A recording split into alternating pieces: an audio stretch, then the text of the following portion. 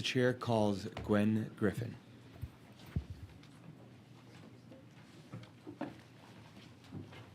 Hi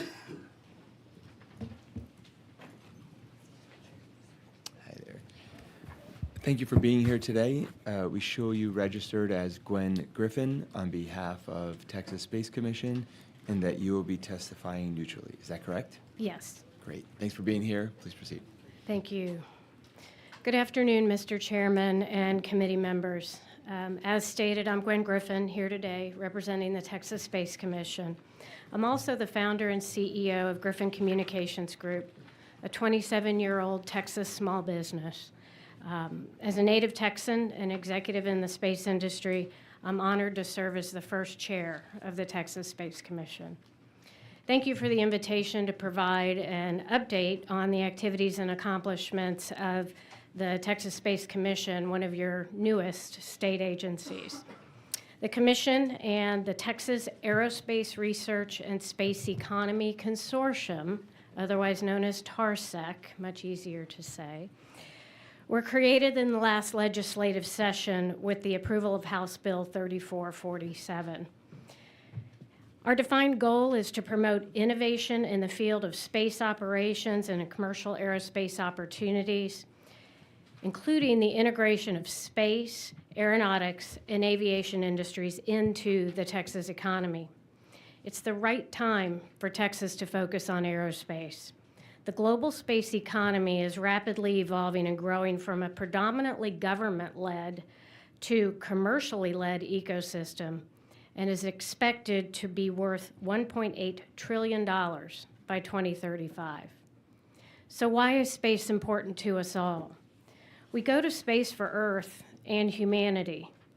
Research resulting in life-saving medications like Keytruda are being developed today on the International Space Station in low Earth orbit. We must ensure there's no gap in the transition from the ISS, as we call it, to the commercially owned space station to continue this work after 2030. We need to establish a permanent presence on the moon. Resources that can benefit our lives, such as helium-3, are abundant on the lunar surface. It's very rare here on Earth. We need to learn how to mine them and bring them back to Earth for the benefit of humanity. And space has become a matter of national security, a big matter of national security. The importance of maintaining U.S. global leadership in space is imperative. Imagine the consequences of an adversarial nation taking out our national security satellites or our emergency communication systems. It would cripple our nation and our freedom. So thank you for creating the Space Commission so Texas can impact the nation as we do in many other industries.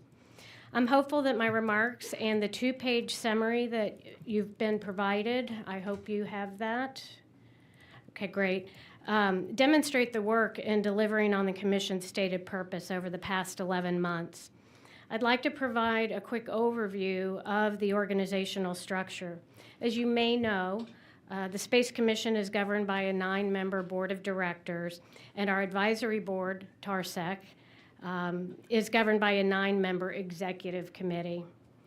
Both entities were appointed last March at an event with Governor Abbott and Dr. Greg Bonin at NASA's Johnson Space Center. The board of the Space Commission consists of 3 individuals appointed by the governor, 3 by the lieutenant governor, and 3 by the House Speaker. For the executive committee of TARSEC, 2 are appointed by the governor, 2 by the lieutenant governor, and 2 by the House Speaker, as well as a designee for the chancellors of the UT system, the Texas A&M system, and the president of Rice University. So as you can see in the handout, I'm working with some of the best leaders in the overall space ecosystem and industry. We've made a lot of progress in a brief period of time. Since the board appointments were announced last March, we've held 11 open meetings. We hired Norman Garza Jr. as our executive director on July 1st, 2024, followed by our chief compliance officer, Aaron Chancellor, and deputy executive director, Blake Calvert, in the August timeframe. I'm pleased they're here with me today. They've worked quickly and thoughtfully to bring an additional team together to focus on our grant program and administer the day-to-day operations of the commission. As outlined in statute, the primary focus of the board and staff has been to establish the Space Exploration and Aeronautics Research Fund, or SURF grant program, with the $150 million approved through House Bill 1 in 2023. We really weren't sure what the demand would be like for grants to the Texas Space Commission and what that signal would look like, and it has certainly far exceeded our expectations. We opened our grant submission period in mid-September, and in 4 months we closed it after funding requests dwarfed the $150 million allotted to the commission. In that short time frame, we received 281 applications with funding requests totaling $3.4 billion. So you can see at the breakdown at the top of the second page the categories of applicants and what that looks like. To describe this response as enthusiastic is perhaps an understatement, and one that I was thrilled to see. To ensure proper compliance and state guidelines, as well as the administrative rules that were adopted by the board, our staff has worked tirelessly, I mean tirelessly, to conduct the due diligence and background research for each of the applications before presenting it to non-conflicted board members for review and evaluation. So January marked our first open meeting to consider the approval of SURF grant applications, in which $21.5 million was approved by the board for 4 SURF grant awards. At the most recent open meeting in February, we approved $47.7 million for 5 additional awards. The commission staff is now working closely with these entities to enter into a contract agreement for these reimbursable funds. We now have approximately $80.8 million remaining for additional grant awards, and we intend to consider approval of more awards later this month in our next open meeting. So I'd like to mention that because the initial $150 million was invested in the Treasury pool, we've earned approximately $10.2 million in interest to date, which has been credited back to the fund. It allows us to cover all of our operating expenses for the commission out of earnings versus grant funds. These earnings will actually allow us multiple years of operating expenses. It's the board's intent to award the full $150 million in grants to private and public businesses, nonprofit and governmental entities, including institutes of higher education, for the purpose of advancing space exploration, research, and aeronautics. We're at a pivotal point and moment in strengthening and accelerating the Texas space economy across industry sectors as well as across the state geographically. If you note in the second handout, it's remarkable to me that in the past 8 days, just 8 days, a little over a week, the commercial space companies in Texas have led the nation and the world in significant space milestones and advancements. From their launch site 1 in Van Horn, Texas, the Blue Origin team successfully launched their 10th crew of individuals on their New Shepard suborbital rocket to rapidly increase the number of humans to experience the overview effect of seeing Earth, our home, from space. Thanks to Blue Origin, more than 52 astronauts have now flown to space from Texas soil in the past 4 years. Suborbital flight has also become a valuable testbed for NASA, commercial companies, and academia to conduct research in space at a much lower cost than orbital flight. The next day, last Wednesday, just last week, Intuitive Machines, a commercial company headquartered at the Houston Spaceport, launched its second robotic lander, Athena, to the moon. Addie, as she's fondly called by the IM team, is on track to touch down on the south pole of the lunar surface tomorrow morning. So watch the news if you have a chance. The IM-2 mission aims to locate and analyze water ice deposits, among other science payloads from commercial companies. How we utilize the moon will help humanity here on Earth. Just 4 days later, early Sunday morning, the mission control team at Cedar Park-based Firefly Aerospace absolutely nailed a soft landing of their robotic Blue Ghost lander on the moon's surface as we celebrated Texas Independence Day. This commercial mission will allow scientific experiments to study lunar dust and regolith properties, which can provide valuable resources here at home. Also, tomorrow, SpaceX is targeting to conduct its 8th flight of Starship, the world's largest rocket, not just the U.S.'s largest rocket, from its headquarters in Boca Chica. The mission will further evaluate the performance of full reusable launch systems for missions to Earth's orbit, the moon, and onto Mars. This is truly unprecedented. Seriously, never before has this much progress and activity occurred in unison. And every one of these missions were based here in Texas, with commercial space companies leading the way, and NASA as a federal agency becoming a commercial customer, or a customer, if you will. And this is just a glimpse of what's happening in space here in Texas. There's hundreds of space-focused entities across the Lone Star State developing new technologies and reaching key milestones every day. And through your trust in the Space Commission, we are now doing our part to enable rapid industry growth and success. I've been amazed at how many states and organizations are tracking the creation and the work of the Texas Space Commission and our SURF grant program. Longtime colleagues and national leaders are applauding our efforts and commitment to space. Thank you for that. 3 weeks ago, Governor Abbott and I met with the NASA's acting administrator, Janet Petro, at NASA headquarters in Washington, D.C., to reinforce our commitment to the emerging space ecosystem that is critical to the success of NASA now and in the future. To remain the global leaders in human and robotic spaceflight, our federal agencies cannot do it without commercial industry partnerships. While in D.C., I also had the opportunity to meet with U.S. Representative Dr. Brian Babin and U.S. Senator Ted Cruz, who each currently chair congressional committees with jurisdiction over NASA, giving further visibility to the growth of the space economy in Texas. Additionally, in the past few months, I've had the opportunity to meet with 5 U.S. Space Force generals to talk about the needs related to national security. I have to say, in each meeting, I'm reminded that space is the next warfighting domain, and that we must move quickly to prepare our nation and maintain global leadership. We cannot cede space to China. The imperative is irreversible, and our freedom is in jeopardy. Like other military branches, the Space Force wants to expand in Texas, further growing our space ecosystem. So to conclude, the state of Texas has much to be proud of when it comes to the aerospace industry and the groundbreaking activities and research being conducted here.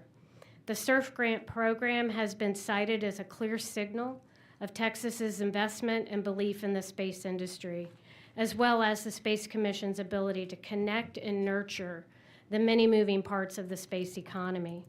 We're ready to continue and expand this work to ensure our position as a leader in this nation. Thank you for your time, and I'm happy to answer any questions. Great. Thank you. Representative Curry. You have one? Okay. Thank you, ma'am. What a great summary. You made a comment in just a few seconds ago about the space is the next frontier when it comes to war. So I live in a district where we test all of the SpaceX motors, and believe me, they're loud and they rumble, and 20 to 30 miles away you feel them and you hear them. And we have all concluded that that's the sound of freedom. Yes, sir. So that's how we live with it anyway. So I would like to understand a little more in depth, if you don't mind, about why it's so important to go back to the moon, go to Mars, go higher and higher and do more and more. Yes, sir. Thank you for that question and for your interest and support that you hear that sound as a signal of freedom. One of the things I've been very touched by, I guess I would say, it's hit me hard, is visiting with these leaders of our U.S. Space Force and understanding that, I grew up, my early career was focused on the terrestrial warfighter with the Army and the Marine Corps. And so I now understand that space is where wars will be fought. It's very easy to take down a nation's capability, many nations' capabilities, and so we must protect that. Right now, low Earth orbit is of interest. There is no policy, if you will, around who owns low Earth orbit.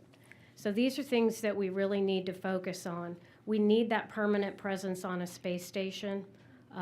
It has been an incredible example of how international partnerships can be highly successful. When you go beyond that to geosynchronous orbit, where most of our satellites live today, and then onto the lunar surface and beyond to deeper space, such as Mars,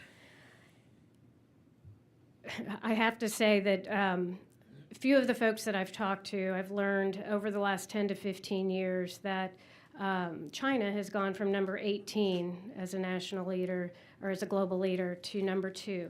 They're right behind us, and they're investing 7% of their resources into space exploration. They have launched a brand new, shiny International Space Station themselves, and if we're not there with our own commercial space station, we run the risk of losing that leadership to China. Onto the moon.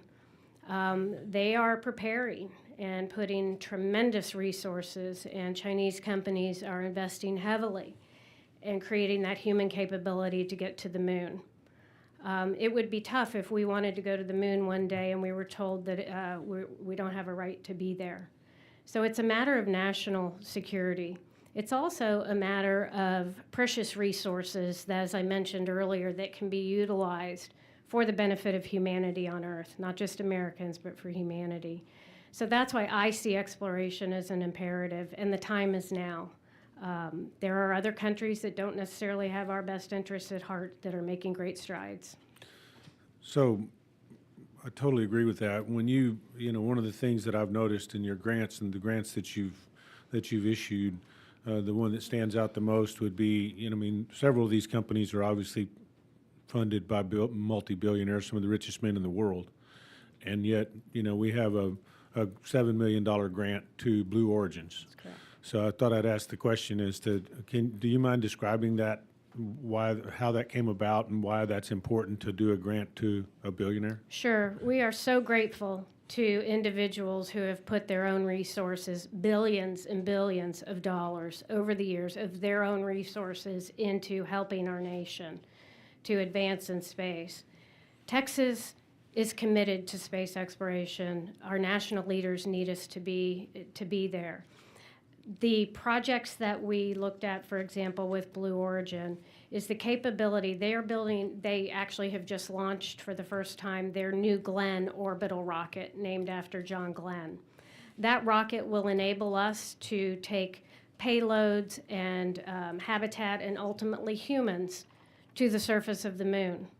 That's really important.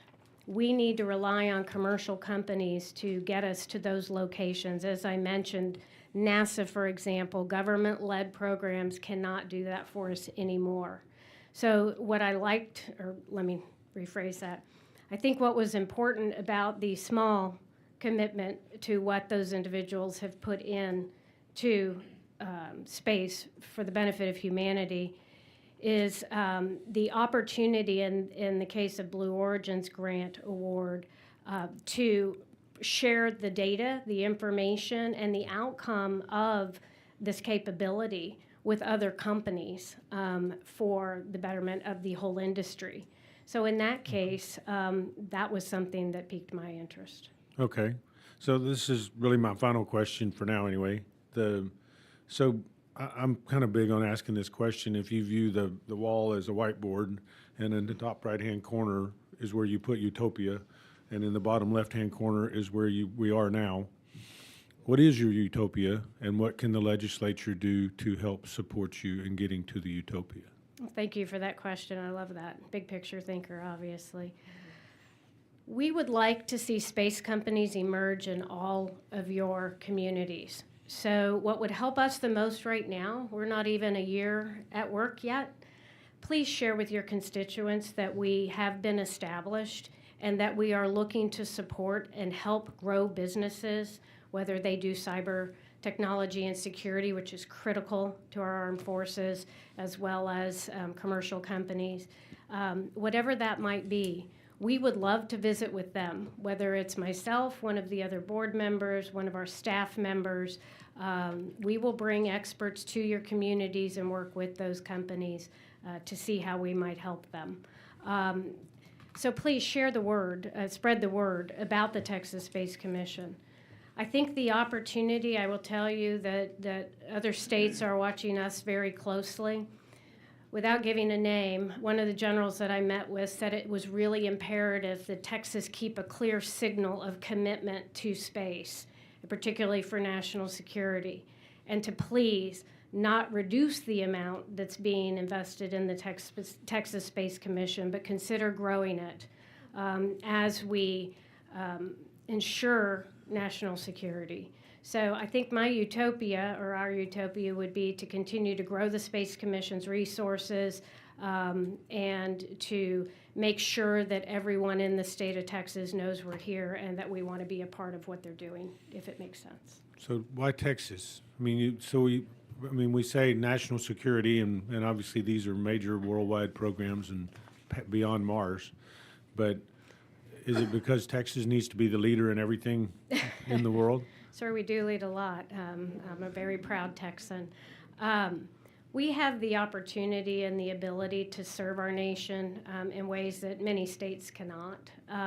But I will say that, without going backwards, because I prefer to look forward, we have a rich legacy in space exploration. It was Houston, as you know, the first word spoken from the surface of the moon.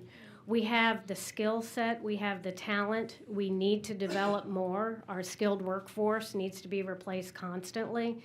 But Texas knows space, and we're the right state to do this and lead this. Thank you. Thank you. Thank you, Mr. Chairman. Representative Rodriguez, Ramos. Thank you, Mr. Chairman. My colleague mentioned the $7 million grant to Blue Origin. There was also a $7.5 million grant to Space Exploration Technologies Corporation. Yes, is that ma'am. correct? And that's part of Elon Musk's SpaceX. And does anyone on your board have an official connection to SpaceX? Yes. Okay, so how does that work, giving grants to people? You said non-conflicted board members. Yes. Was there, what was the conflict of interest? Were they part of the vote granting themselves the grant, or how did that no. work? Yes. So our Chief Compliance Officer here, Aaron Chancellor, we have set up a very robust process and procedure for how we review and evaluate the grant applications. Prior to even standing up the portal process that we each have our own area in a portal. We have disclosed any conflicts of interest that we have before the grant program even opened. And as we've moved forward in the grant application process, we do not see any of those that we are conflicted with. There are several members of the board that do have conflicts within the industry by nature of the industry. So does that answer your question? Well, it just concerns me because it looks like you received applications, 281 applications, right? The funding request over what is that, 0.4 billion. Okay, 3.4 billion, but almost 20% of the grants given were people on your board. And so that's concerning because you have 281 opportunities of various, maybe smaller businesses or innovators as well, but almost 20% of the funding went to people on your board when there's so much more opportunity out there. And how is it that they were not conflicted out?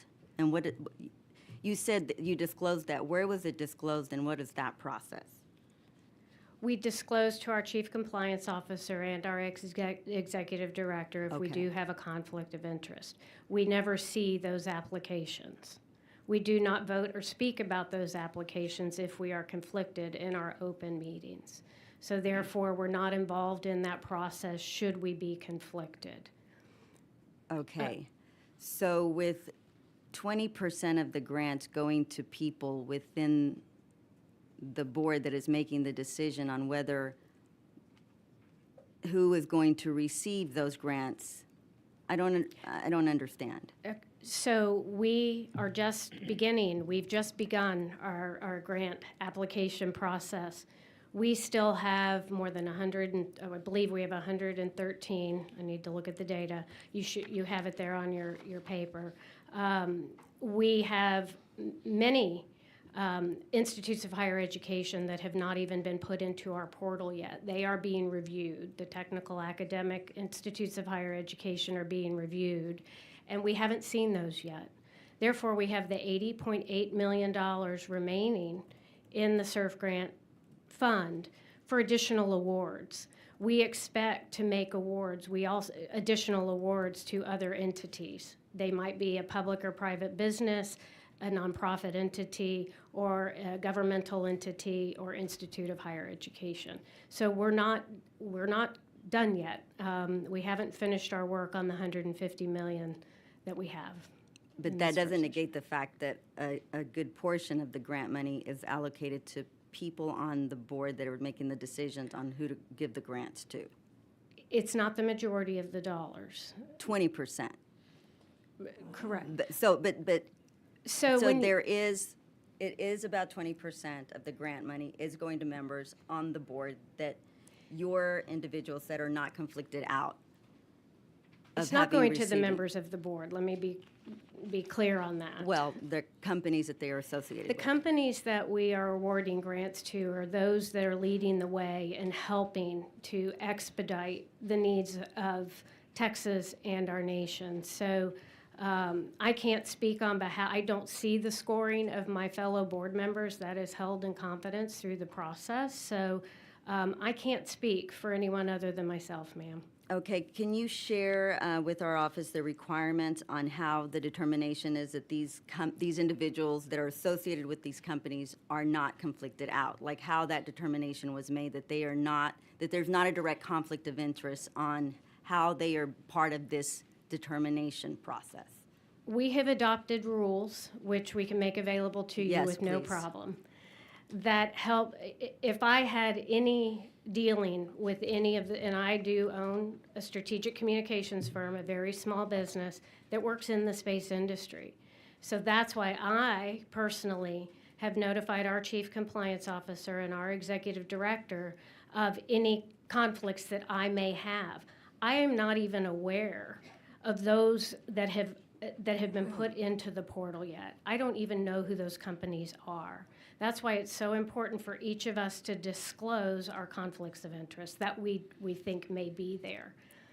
And you have rules on when to yes. disclose these conflicts Absolutely. of interest? Okay, and yes, if you could Yes. share that with me Absolutely. as well. And that the assumption is that people are following those rules? Absolutely. Okay, all right, thank you. Representative Powers.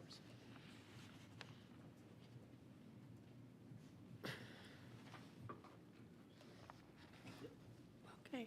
Thank you, Mr. Chairman. I just wasn't sure if you were recognizing me. Well, first, I appreciate some of the questions that my colleague, Representative Rodriguez Ramos, has brought up, and I did have a few questions. I wanted to double back and thank you, though. In my first session here in the legislature, was able to pass House Bill 3435, which is made Texas Girls in STEM Day. So I want to thank you for your work in that. Also, I would have to say, though I represent out of Dallas, I am from Houston, so I do know what the space industry means to this state. That's some of the first field trips we ever took as a child were to NASA Space Center. So while I appreciate the questions that my colleague has asked, I do want to take us back to some of the things that you, Ms. Griffin, have been sharing.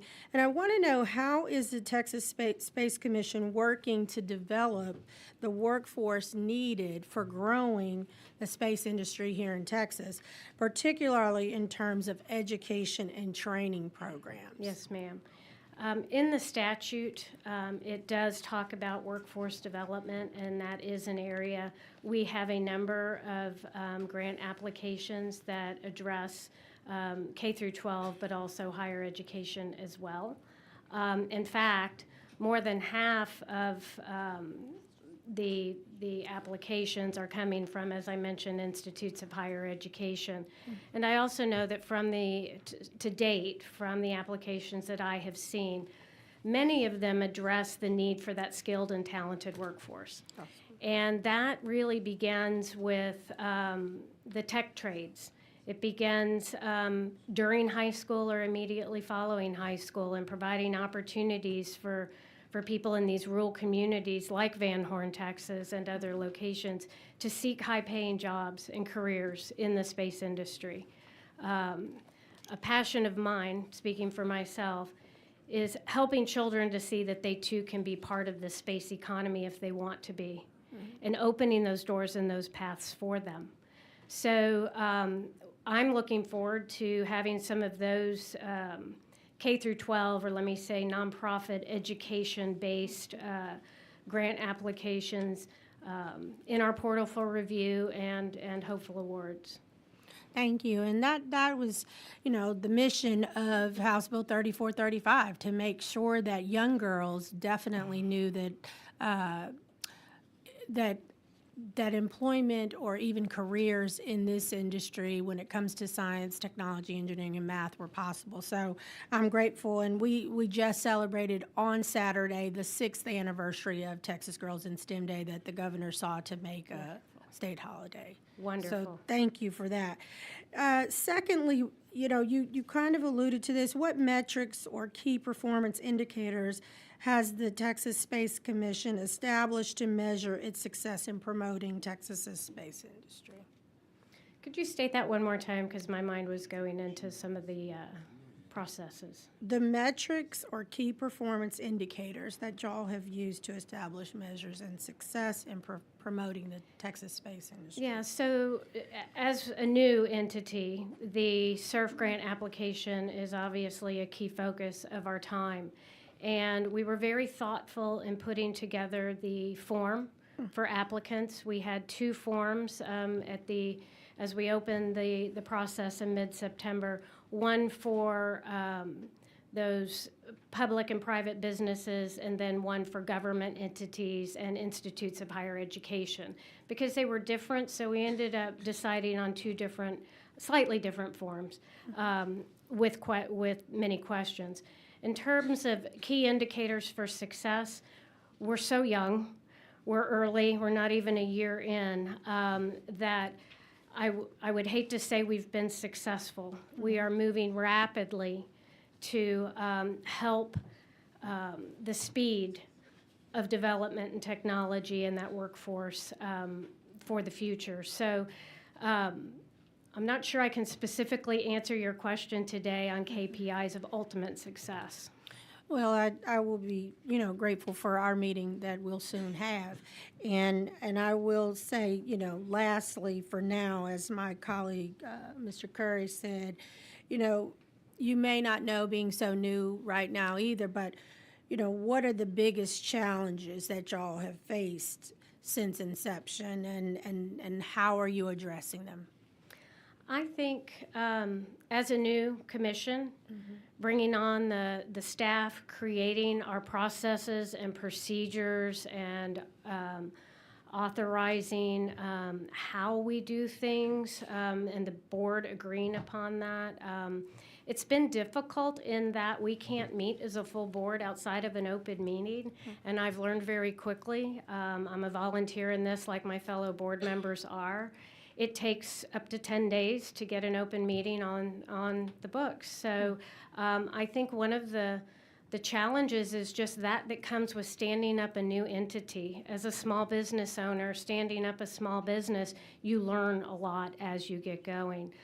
We have paid incredible attention to hiring the right people, like our Chief Compliance Officer and our Executive Director and others, to help us to appropriately vet and address the SURF grant applications. So that has been something, I wouldn't say it's a challenge, but it's something that we all take, we're very serious about it.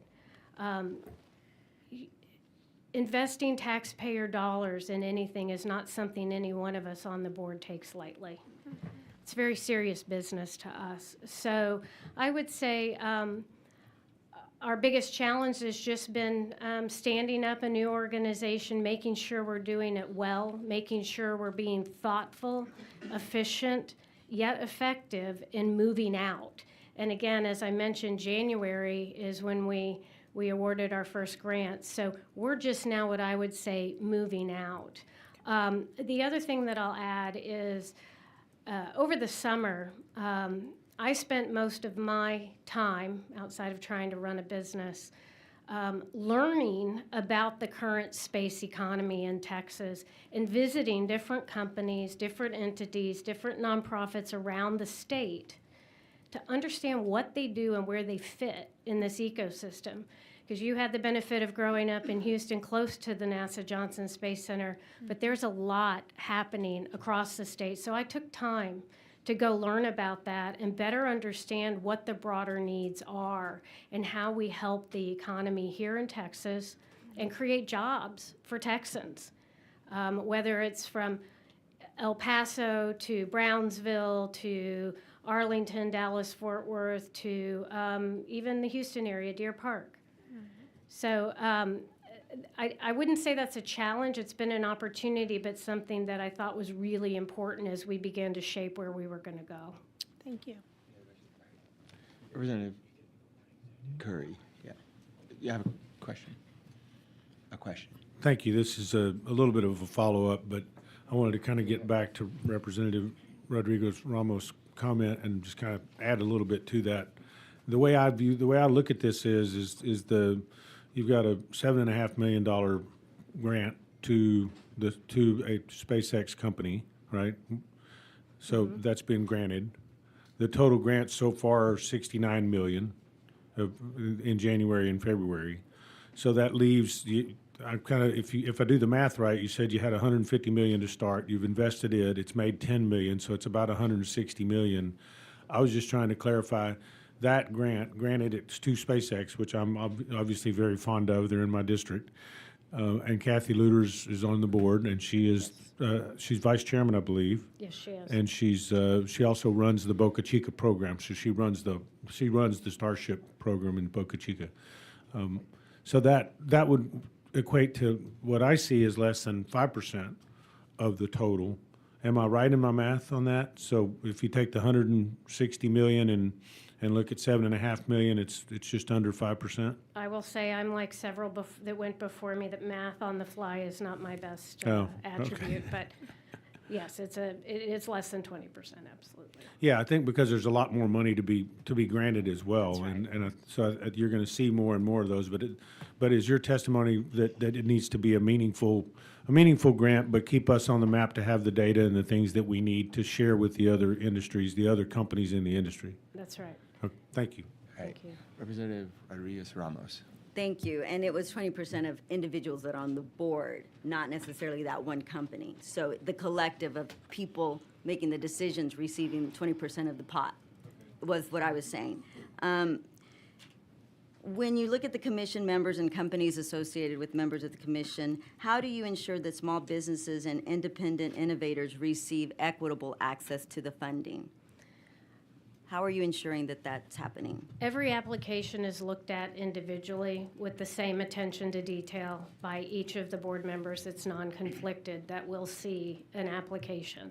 So I can tell you I've spent as much time on new startup businesses. One of the things that I'm very thoughtful to, having had a business that managed to survive for 27 years, making it out of that first decade was significant. Yeah. So making sure that the companies are sustainable is one of the things that we do take a close look at.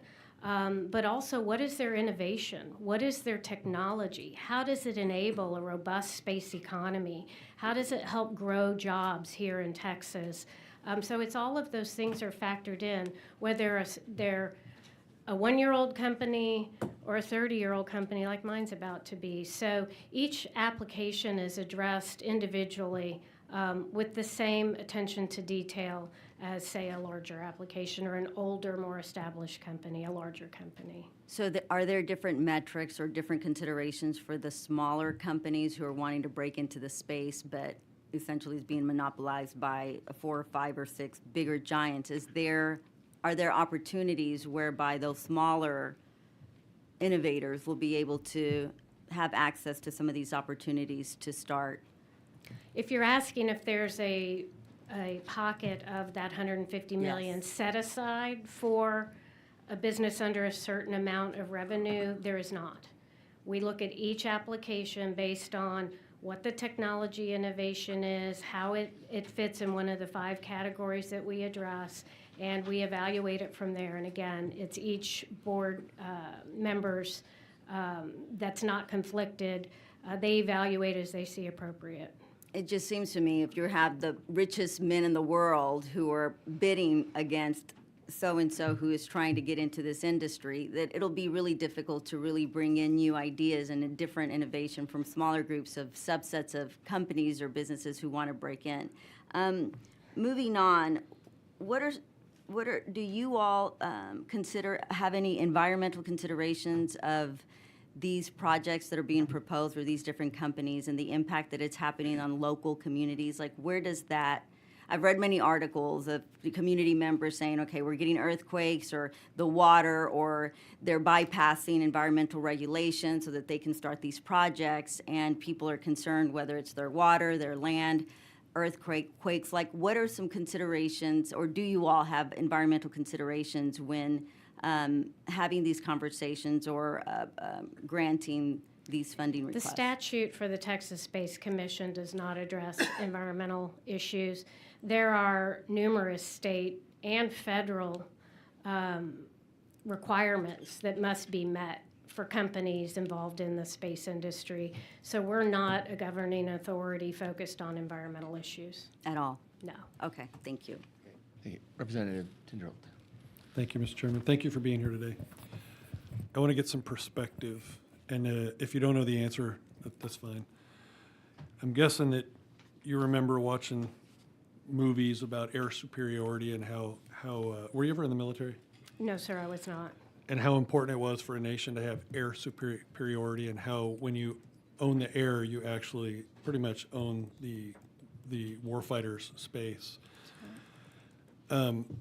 And I want to address some of these grants. Is it fair to say that China is trying to own the electromagnetic spectrum in space so that they can pretty much own the battle space on the entire Earth? Is that a fair assessment? I am not an expert in electromagnetic detail, so I couldn't appropriately answer that question. What I do know is that China is advancing their technologies very rapidly. So let me come full circle to the Okay. question I was getting at. I know for a fact that he or she who owns the electromagnetic spectrum in space pretty much can own the battlefield.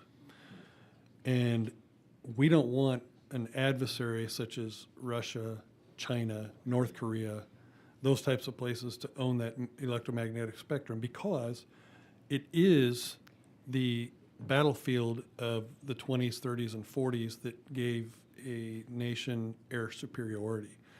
And so is it fair to say that when you're doing these grants, you're trying to give these grants to the companies that are large enough that can help with those military technologies that are necessary, and that some of these smaller companies might have the ability, but it might take them longer?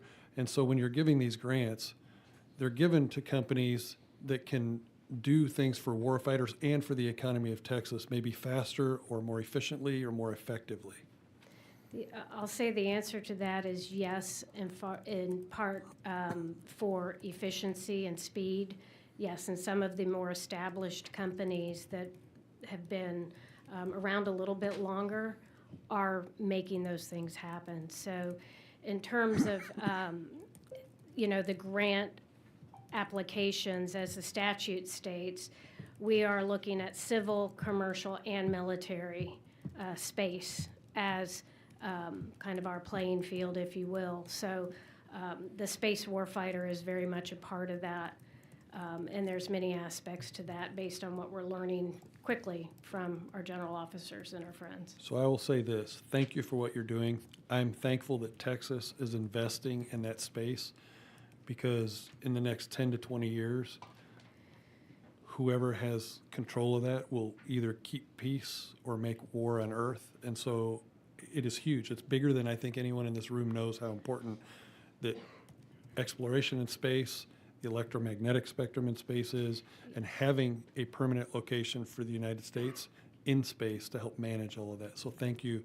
I wasn't aware until today that we actually had this. Oh, fantastic. I knew that Space Force was created, and I kind of know what they do, but I didn't know that this existed. So thank you for what you're doing. You're volunteering your personal time, and I'm so thankful for it. Yes, thank you, sir. Thank you. Members, any other questions? If not, before you take off, just so that you can give to the committee, what I wrote down is the process by which grants are given, whatever rules, compliance rules you have on how those are done, especially for conflicts of interest, and then finally, any votes or meeting minutes on how those grants were done. But Absolutely. do you have anything else you'd like to say? No, sir, I appreciate the opportunity to visit with you all today. Thanks for including us in your first committee hearing.